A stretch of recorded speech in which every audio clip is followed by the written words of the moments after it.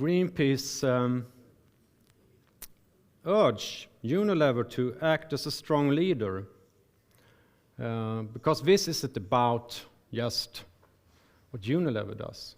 It's about something else.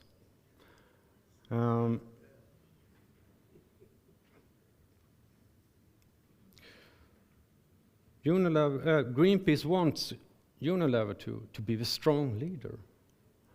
And we want to do this through, because Unilever is a leader of the Roundtable of Sustainable Palm Oil. May work with sustainability criteria for palm oil.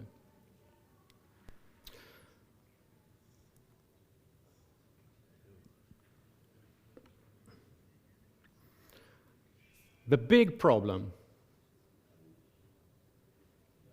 is the palm oil suppliers, not Unilever. It's the palm oil suppliers that's the problem. And they state this.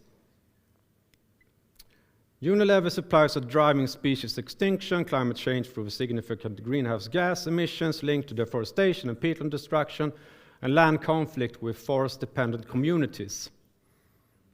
And they now call on a moratorium on oil palm expansion.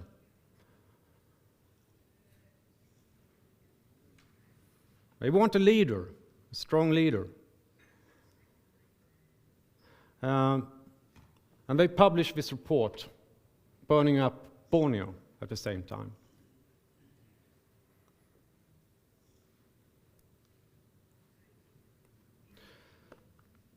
The thing is, what they attack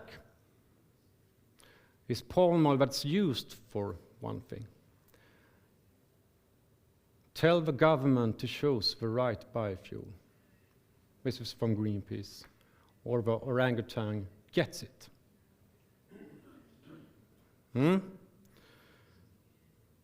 So it's the biodiesel that's the problem.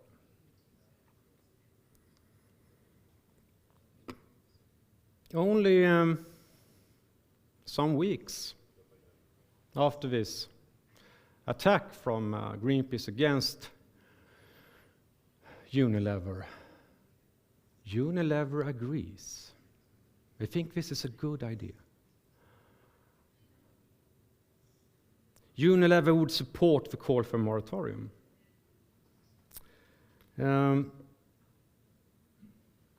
This is announced at the Prince of Wales May Day Summit on Climate Change. Unilever is a part of the Prince of Wales Corporate Leaders Group, with giants as Shell Oil, Philips, and Coca-Cola. Prince Charles thinks this is a brilliant idea and supports this moratorium.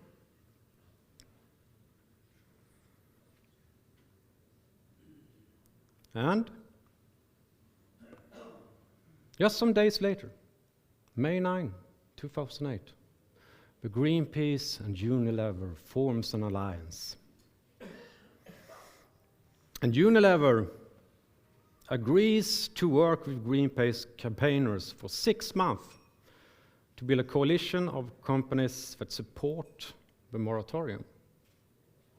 It's a very quick move, very quick. And the next thing, we go to May 21, 2008.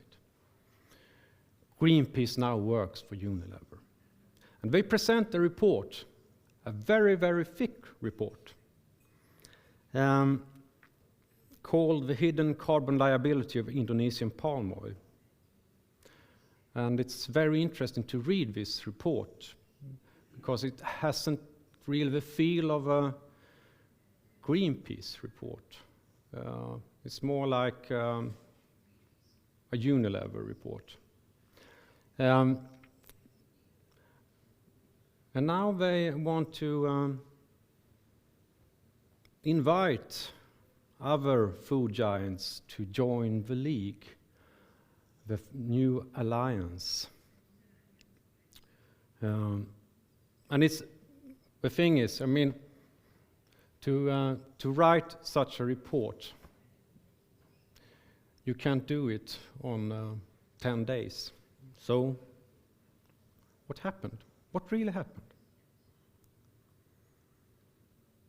Was it Greenpeace that made Unilever change their opinion? Well, obviously. As I'm doing this talk, not really. The former leader of Friends of the Earth, Jonathan Porritt, was an environmental advisor to Unilever. He was kind of surprised by this, because Greenpeace bragged about this.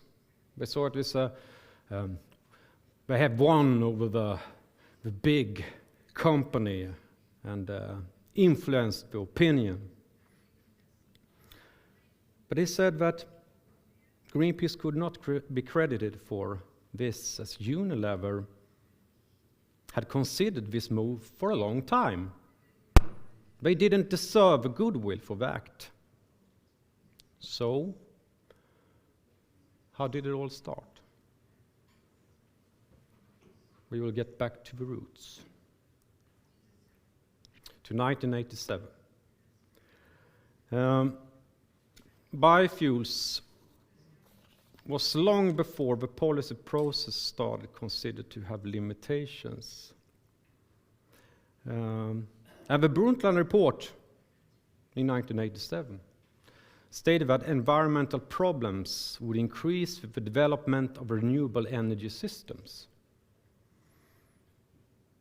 I don't think that many people really read the Brundtland report, and that actually is stated there, because they have written extensively of those problems that would come with biofuels. So everything was known. And I followed this in my doctoral thesis, but they were doing a lot of investigations, and they saw the problems. We knew the problems. One can say they were part of the script.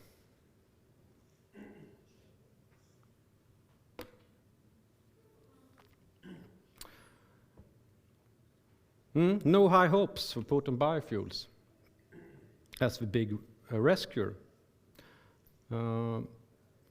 Christiane Scrivener, she was a commissioner in the early 90s.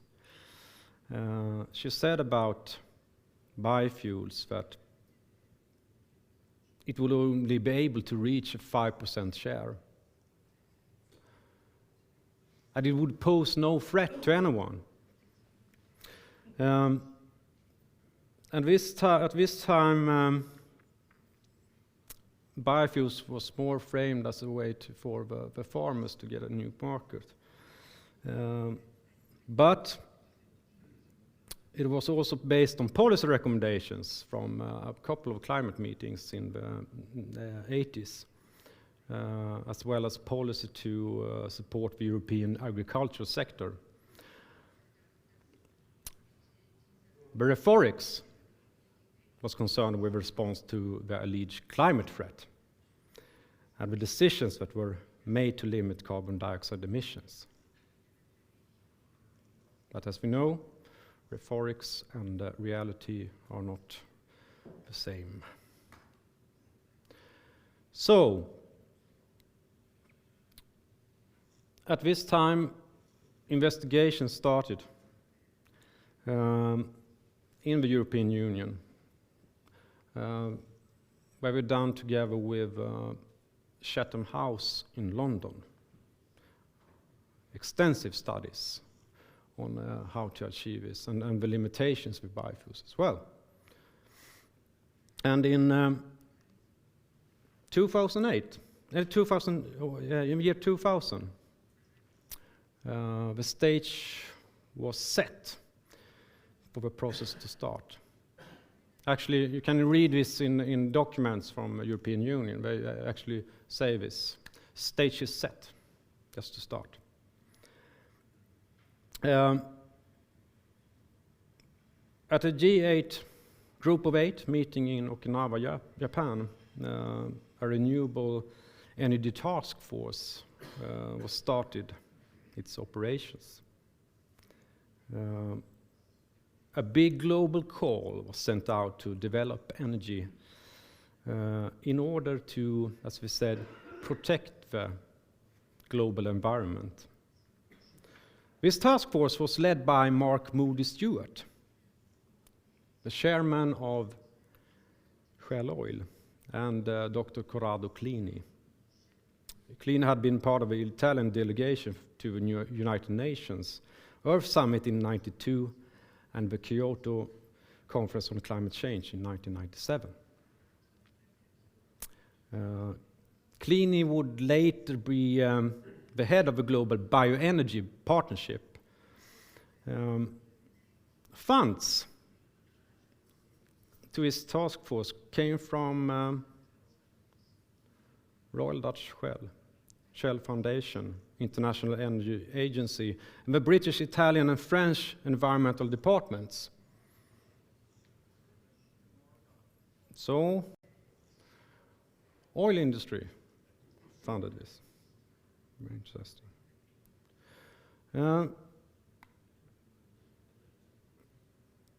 At the same time, European Union started to promote biofuels.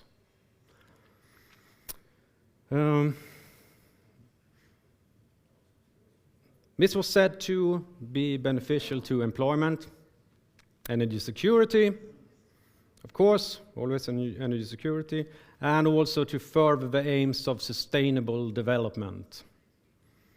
And one can ask, whose sustainable development? In this biofuels directive from 2003, it was decided to have not a mandatory goal of 5.75% biofuels in the energy mix, transport energy mix, to 2010. There were, however, no sustainability criteria at this time. Some actors started to talk about it in this policy process.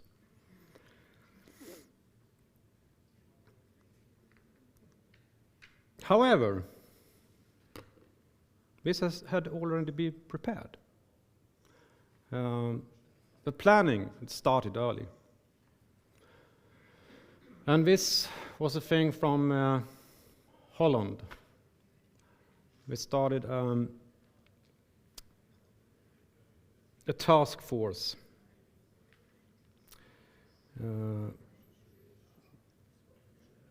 called Task Force Energy Transition. This was chaired by Rein Willems from Royal Dutch Shell.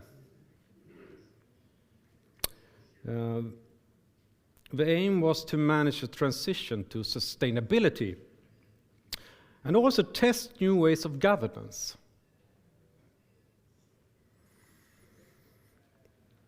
In this work, this task force,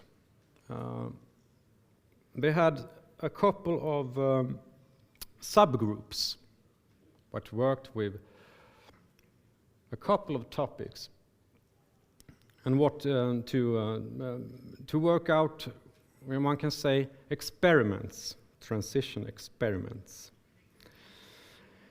Unilever was a part of one of these groups called Green Resources. They had the goal to develop sustainable criteria for biomass and biofuels.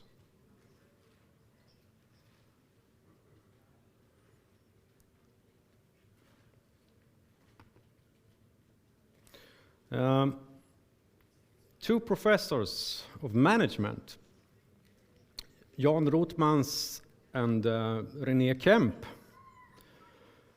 got the mission to develop plans on how to achieve these goals.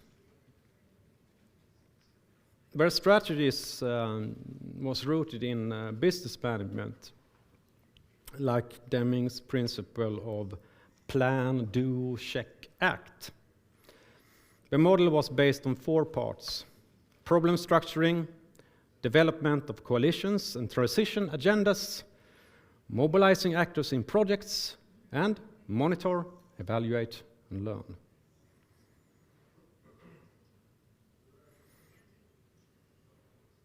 At the same time, the thing is, this was very close to strategies that were used by Unilever. This is Peter Winsemius.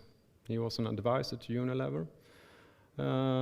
Had been a Dutch minister of the environment, and also a member of the Shell Foundation board. A lot of people, and this is Holland, so many people are involved with Shell oil.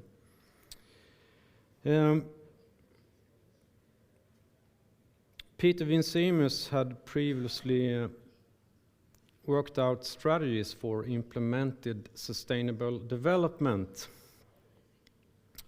for the Trilateral Commission in the book Beyond Interdependence from 1991. This book was written together with Jim McNeill, but was the main author of the Brundtland Report. And this book, Beyond Independence, could be seen as a sequel to Our Common Future.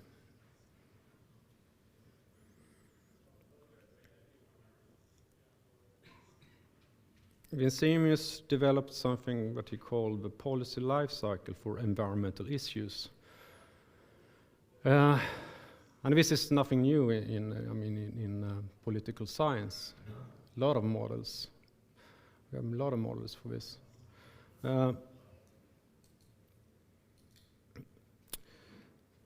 And he has studied, he talked about how he had developed an understanding of the political process in environmental questions, and how key actors were involved, and also how one could try to influence this game.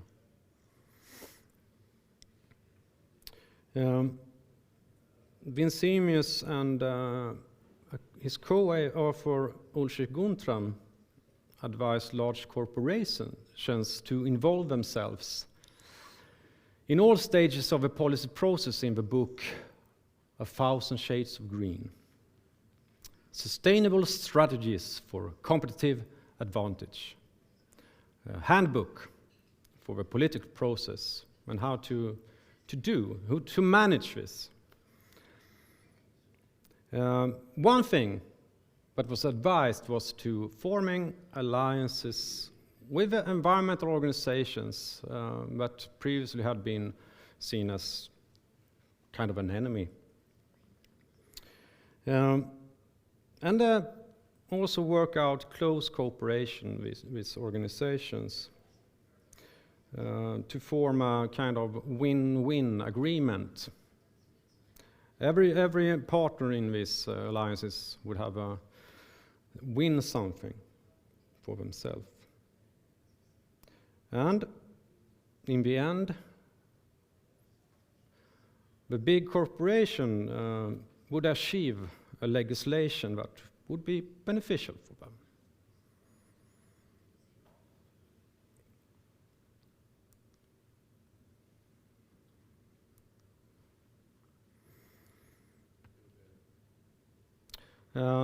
These were strategies that Unilever used as they worked with developing sustainable criteria for palm oil, which was done by the Unilever WWF initiative, RSPO, as I mentioned before. The criteria were developed by the Dutch consultancy firm Aidenvironment. They were an important hub in the web of information. Aidenvironment collected information in Indonesia and wrote reports to Friends of the Earth. Friends of the Earth influenced the opinion in Europe about palm oil, and they viewed this as a threat against the rainforests. The funding to Friends of the Earth came from the taxpayers in the Netherlands. So, now we come to Germany. Because we have one part of it. We saw the Dutch. Germany has another rule in this. I can say that together with my home country, Sweden. In June 2004, the German government invited to an international conference on renewable energy. This was a response to the work from the Group of 8 Renewable Energy Task Force, the Millennium Goals, and the United Nations Earth Summit in 2002. The operations for the conference was, however, run by an American think tank called World Watch Institute and the newly founded Renewable Energy Network. So we have two kind of opposing forces in this game.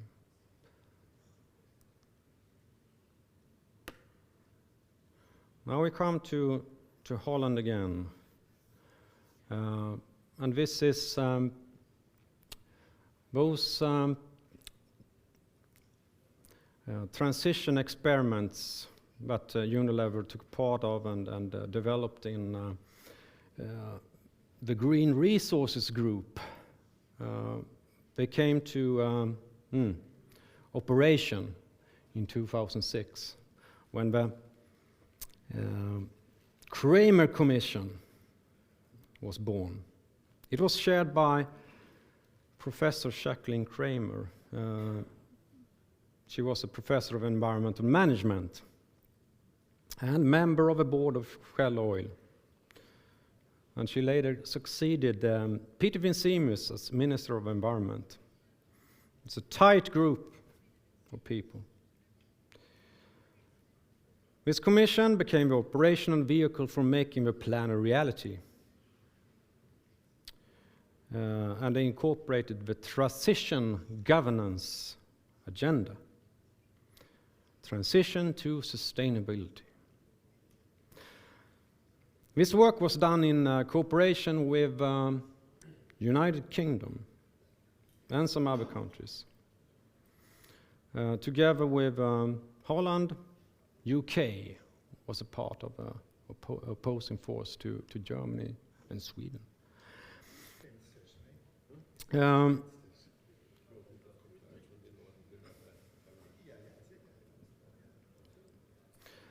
they, in this group, they we wanted to formulate the testable criteria for sustainably produced biomass and create a broad support base among authorities, market parties, and NGOs. And they did.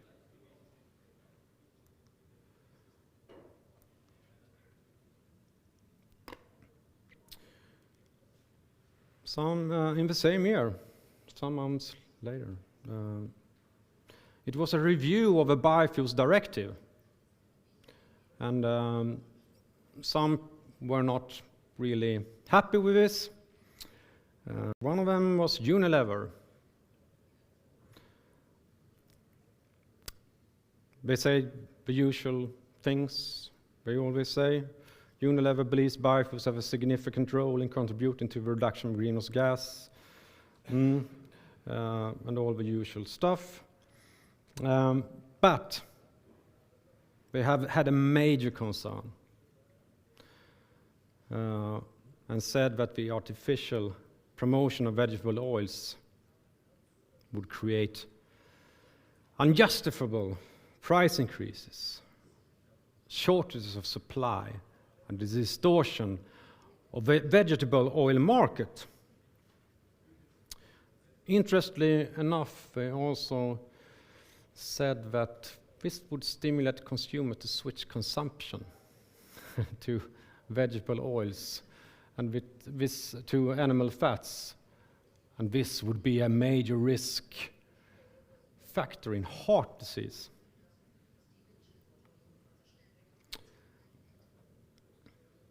But they were willing to contribute constructively to the development of a responsible, sustainable, and market-oriented solution. I have read all almost every review that came in, and Unilever was impressive, really impressive. They had all the demands for the criteria there already, 2006. And I can say that Greenpeace didn't say a thing. Greenpeace didn't say a thing about biofuels in 2006 in the consultation.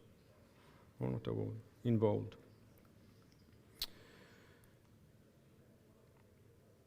In December 2006, a report that changes things comes out. Because before this, biofuels was viewed in more positive perspective. But now, peatland degradation fuels climate change, as it's stated. This is from Wetlands International, which is a Dutch NGO supported by the Dutch government.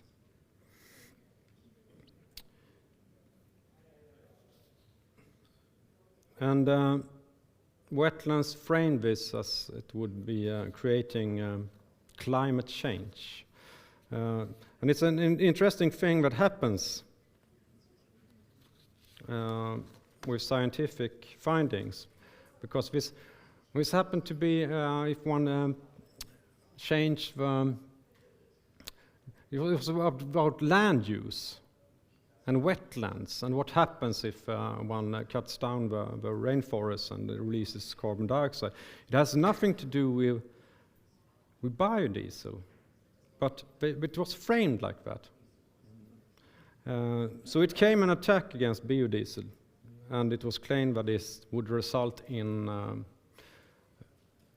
dramatic changes in the climate.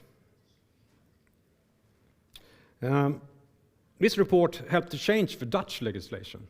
Environmental State Secretary Peter van Giel said that now he knows the tremendous impact of palm oil production on global climate change and reforestation. He regrets supporting this form of energy. The Dutch Parliament yesterday fully supported a policy change. Wetlands, we had been a part of the Kramer Commission, and we were funded by the Dutch government. So one can say that they kind of lobbied themselves for this. And one can say that the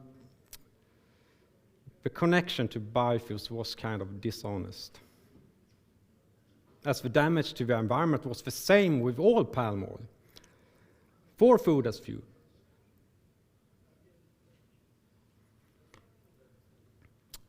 And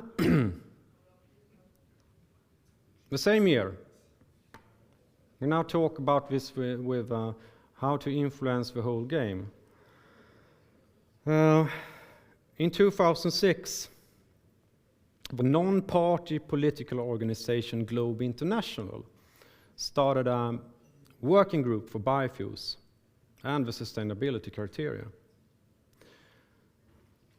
It's a very interesting organization, but it's kind of unknown for most parts, but have a huge influence in the European Parliament. We also work in a lot of other parliaments over the world.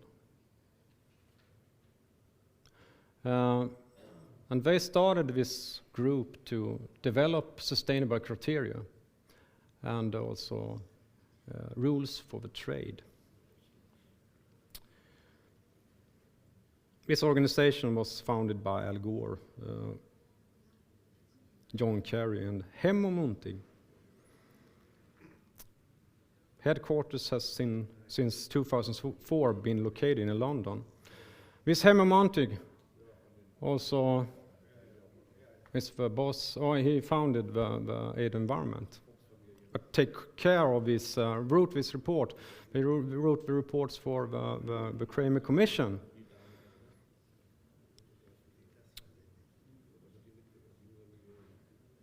So we have a foundation to continue with.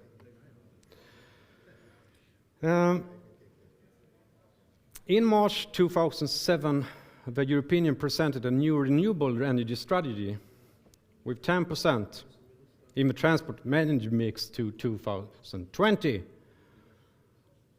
And now, biofuels was a way to solve a lot of problems. Commissioner Dimas said a new car park was needed in Europe in order to fight climate change. But, however, a shift was approaching. The new ambitious goals were soon attacked from a couple of sources. Just some months later, we have European Union International Biofuels Conference. It's held in Brussels. And now biofuels starts getting questioned. The evidence that links biofuels from palm oil to climate change is now being expressed from a lot of participants, like Corrado Clini, now head of the Global Biofuels Partnership. He claims that palm oil from Indonesia can produce more harmful emissions than the fossil fuels they replace. The solution, sustainability criteria for biofuels. So what is it all about?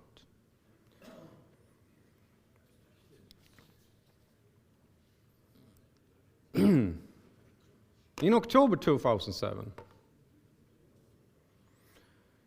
Unilever releases a report called Sustainable Biofuels.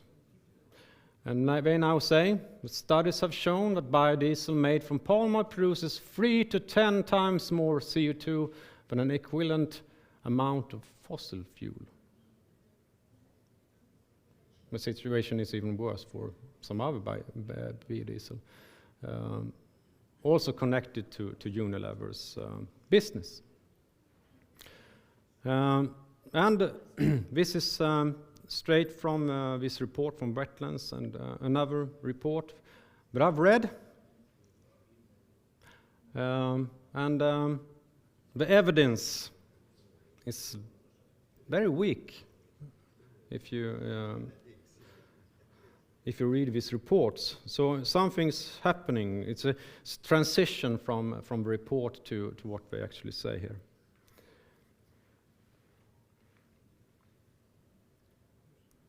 And now, at this time, the opinion starts.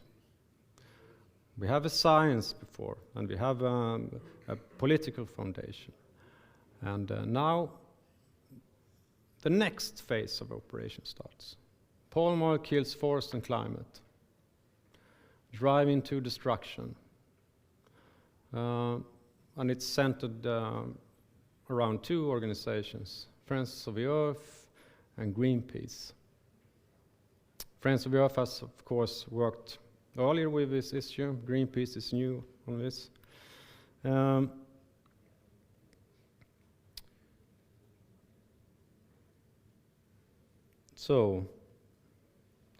they actually say now that biofuels will cause a climate time bomb. And Greenpeace talks about something like, this is the worst, most severe environmental catastrophe that will ever happen, and the Earth will go under very doomy stuff, I can say. And the thing is that when one look at these organizations, Friends of the Earth, Greenpeace, they are located in Amsterdam, both of them. Their main offices are in Amsterdam. And I made a study of these organizations' funding. Where did it come from? Interesting thing with Friends of the Earth Europe is that they claim that they are a grassroots organization. Friends of the Earth International, they state, we are the biggest grassroots organization in the world.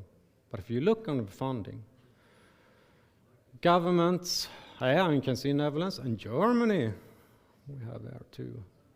The EU Commission, 43%. Foundations, big part as well. Member fees, 12%. So this organization has no real independence at all. This claim, and you can see the foundations and what they are connected to.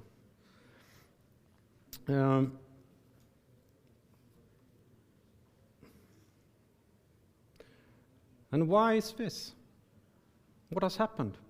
Wasn't this supposed to be some, it's the activists, it's the people that demands things, but this has been now become an operation from governments. But this is a foundation, and we go back to the Brundtland report again. The idea of funding for environmental organizations was a part of this report, and also beyond interdependence that Peter Winsemius was involved with.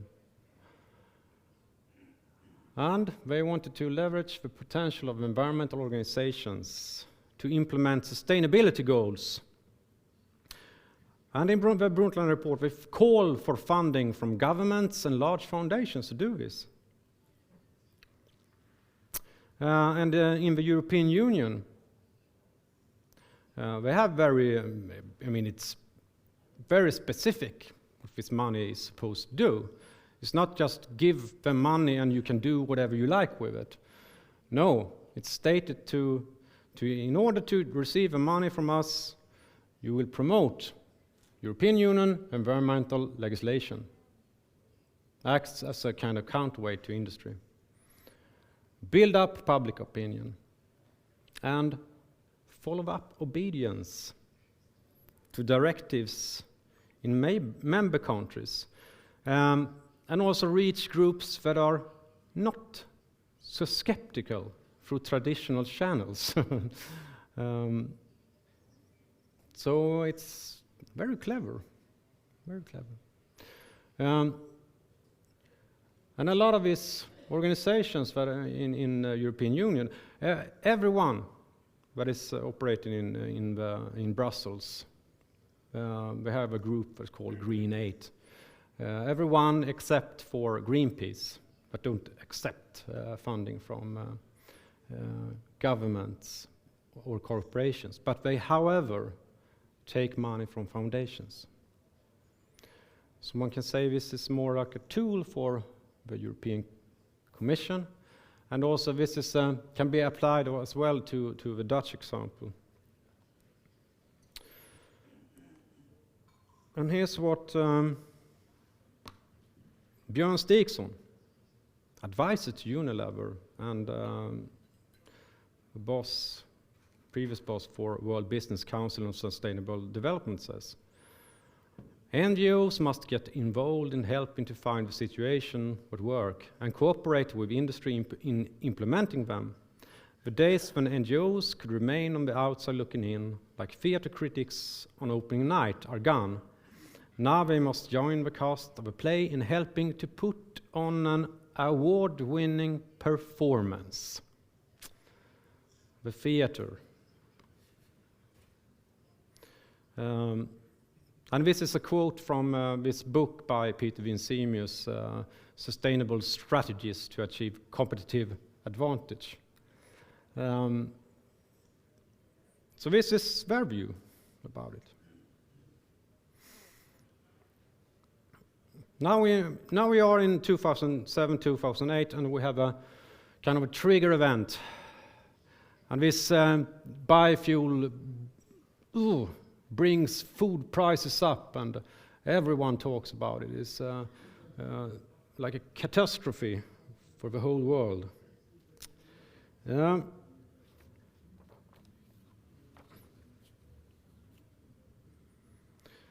This is supported by reports from the OECD and the World Bank. And they release a couple of reports that connects biofuels investment with food prices. This was highlighted in media, and I suppose all of you remember this. And this is the context at a time when Greenpeace attacks Unilever. And as we've seen, Greenpeace has just recently started to talk about the problem with palm oil.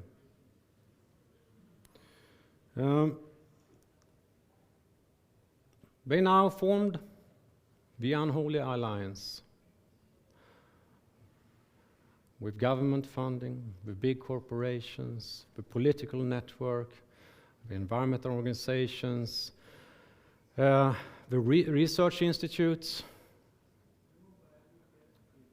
and they worked for this goal, sustainable palm oil, or sustainable biofuels, I should say. Because this is in a context, 2008, something happened. An important thing happened. We saw the European Union Renewables Directive, and it went through the Parliament at that time. And as I mentioned before, this organization, Globe International, but almost nobody has heard of them. But their biofuels working group had worked and finished their report, and they said they released a little paper that they talked about their achievements, and they said that they developed the European Parliament's thinking on sustainable criteria. These were included in the Renewable Energy System Directive adopted in December 2008. Unilever was one of the funders for this group. And I was, as mentioned before, the responsible person for the sustainable criteria to implement it was Anders Wijkman, the president, now the president of Club of Rome. He wasn't that happy that I found this information, and I wanted to stop my work. And this is a kind of a clever way of governing, I would say, but a bit dishonest, or very dishonest. In 2012, biofuels was kind of revalued. Commissioner Connie Hedegaard proclaimed that only truly sustainable biofuels could be promoted, not those that competed with food and raised greenhouse emissions. Unilever had thus won this round, because it's an never-ending story, I can say. They used this, and they learned from it, and the story continues. And I will end with, to conclude this.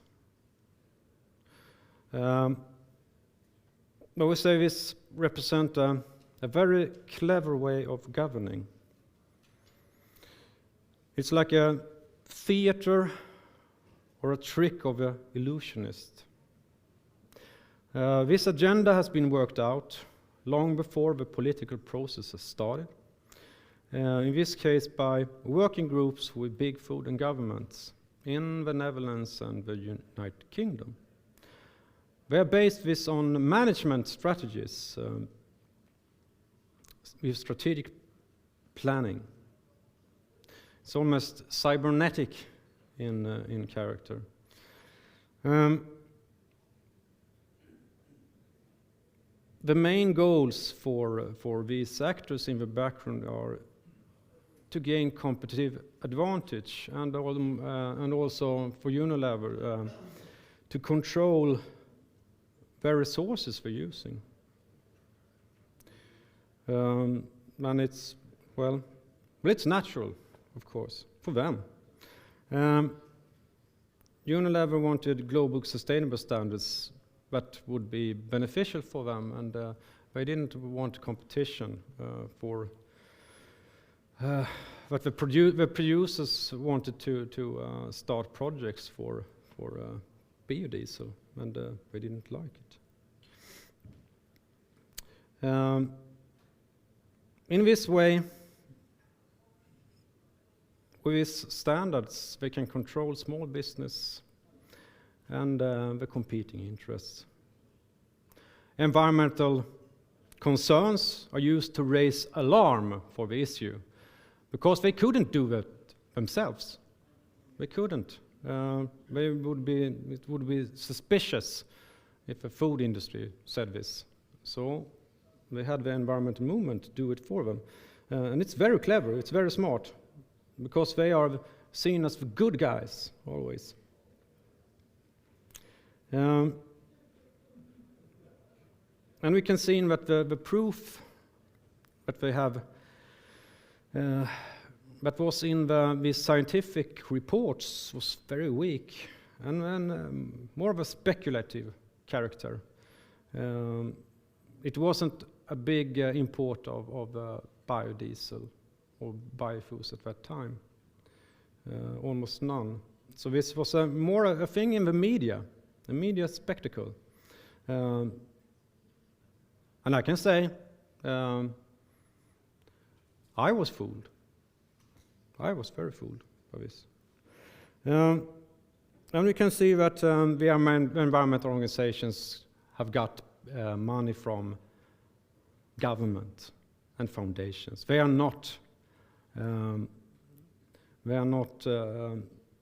can't act on their own, really. They have a mandate, and they are supposed to follow the script in this. Their purpose is to influence opinion and act against non-compliance from the policy when it has been implemented. It looks like they are influencing the policy and the commanders in the top, but they have little own power. They are more an extension of the governments and the European Union. And we have non-party political networks that are used to implement legislation. Global International has become an important, but not widely known tool for this. And then everybody in this game, they win on it. That's why it works. But however, I would say that this is a kind of a grand illusion and a matrix of propaganda.